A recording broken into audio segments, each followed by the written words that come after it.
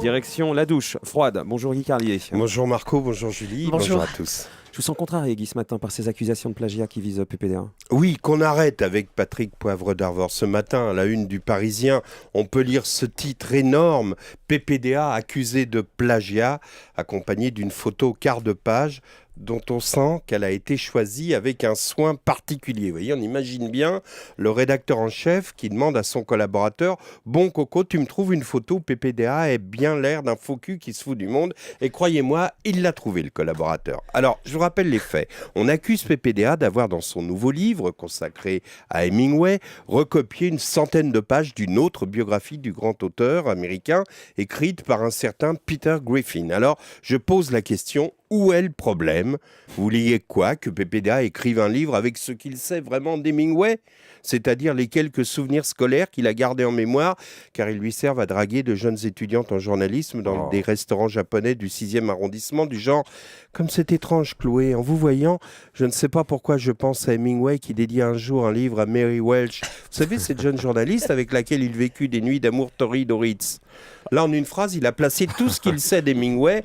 Bon, vous voyez que si c'est parfait pour draguer, c'est un peu court pour faire un livre, d'autant que la jeune étudiante en sait plus que lui et qu'elle lui répond « Ah oui, Mary Welch, c'est vrai qu'ils firent l'amour au Ritz, mais vous vous souvenez qu'ensuite il l'a épousée. » Ah, là, PPDA se racle la gorge et répond « Vous avez goûté les sushis crevettes ? Vous avez remarqué, Chloé, c'est étonnant comme ils arrivent à attacher la crevette sur le riz grâce à une algue découpée en fines lanières. » Non, sérieusement, dans cette affaire, ce qui est pathétique, c'est le communiqué de son éditeur qui, voulant défendre PPD, déclare, écoutez bien, le texte qui a été diffusé par erreur à la presse était une version de travail provisoire qui ne correspond pas à la version définitive validée par l'auteur. Et là, je dis bravo les gars, parce que du coup, on apprend que non seulement la biographie a été pompée, mais qu'en plus, c'est un nègre qui a fait le boulot. Autrement dit, non seulement PPDA n'a pas écrit son livre, mais il ne l'a même pas lu, ce qui ne l'a pas empêché de l'envoyer à Christophe Barbier, le patron de l'Express, que j'ai vu à la télé, qui a dévoilé l'affaire,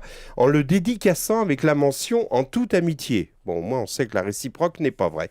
Alors qu'on fout ce que vous voulez dire, quand même, finalement, ce communiqué maladroit, c'est qu'il y a eu un fichier qui s'est malencontreusement ajouté au texte et que c'est ce fichier-là que PPDA n'a pas lu. Mais bon, voilà. Peu importe, Marco, qu'on foute la paix à PPDA, il a pompé. Alors, vous voulez que je vous dise, le plagiat, c'est la marque des... Oui, il se rêvait César, il n'est que pompé. Bon, d'accord.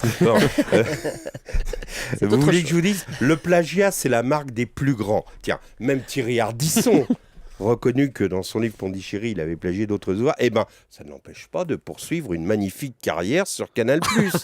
PPDA a peut-être plagié, mais lorsqu'on lit son billet quotidien dans France Soir, on se dit qu'à tout prendre, il vaut mieux qu'il plagie plutôt qu'il écrive lui-même. Parce que le billet de PPDA dans France Soir, c'est quelque chose. Enfin, un billet, c'est beaucoup dire. Je vous ai déjà dit, donc je ne vais pas faire comme lui, me plagier moi-même.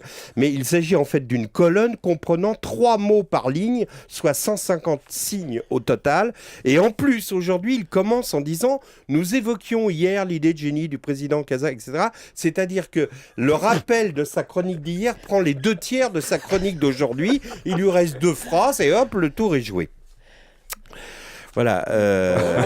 Vous êtes perdu là. Qu'on fiche la paix. Non, j'avais un truc sur John Perse, mais là, ça me paraît tellement dérisoire. Non, dérisoire. Qu'on fiche la paix à PPDA. Il se rêvait Hemingway, il n'est qu'Ardisson, décidément, entre Christine Ockrent et PPDA. Les anciens présentateurs de JT finissent mal en général. Merci Guy Carlier.